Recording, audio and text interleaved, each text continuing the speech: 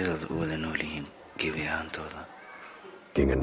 mudane horaan kugu sheegay waxaan sheegay aniga waxaan kala socdaa haba yaraatee ma jirto iyo wax dhamdhan mudane.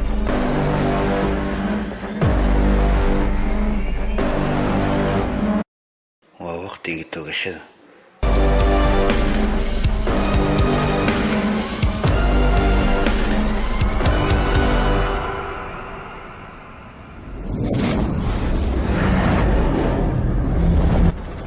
filimkan iyo filmaan kale oo ku xiiso geliya waxaad ka daawan kartaa shareecafilms.com.